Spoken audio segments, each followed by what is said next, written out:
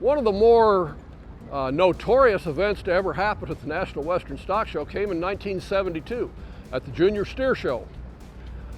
That was the year that McDonald's restaurants invented the Big Mac sandwich, which had 2 beef patties, cheese slathered together with a secret sauce. And they, in the standards of 1972, mounted a huge national advertising campaign for the Big Mac, and so the Big Mac was famous. At the Junior Steer Show at the National Western, lo and behold, they run the steers out, and there comes a huge black steer from Iowa who just swept the show. In those days, the judges just lined up the steers from the tallest to the shortest and slapped the tallest one. And so Big Mac was selected as the grand champion steer of the National Western Junior Show. And as obviously the owners had intended, the junior auction, the Association of Denver McDonald's restaurant franchisees paid a record price for Big Mac and bought him. Even before the sale, but certainly immediately afterwards, a young boy and his dad from the western slope of Colorado came to National Western officials and said that steer is a fraud. And we raised him, and he's a Charolais, which of course is a white steer. And so the testimony of the young boy was quite colorful. He was about 11, as I remember. And he said, when I got into the barn, I walked up to the steer, and he nuzzled his head around me like he always did and blew snot on my arm. And I immediately knew that was my steer, Jeep.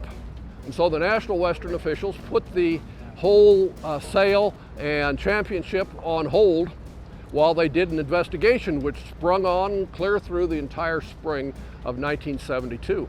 And so he was placed by the Colorado brand inspectors, who were in the top floor of this building, in a pen right here adjoining the building while they sorted out all the details about Big Mac.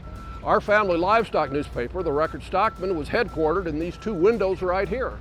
And we came and went every day, and so every week we came out and took a picture of Big Mac in the pen and ran it on the front page of the paper.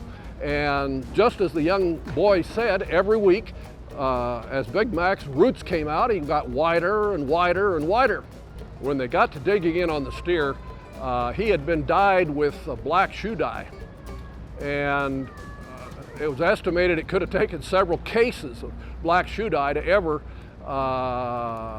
thoroughly blacken a all-white 1,000-pound steer.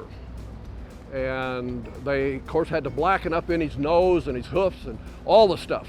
And when they had the official hearing conducted by the state brand inspector and the general manager of the National Western Stock Show, the owners of the steer did admit that all Angus cattle have a white hair here and there, so we did touch up those white hairs. Well, of course, they touched up a great deal more white hairs than just an occasional one here or there to ever come to what they actually had.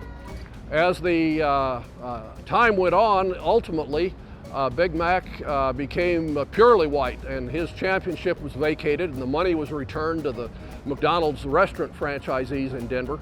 But again, as far as a famous ending to the National Western, that's easily the most famous, was in 1972, 42 years ago.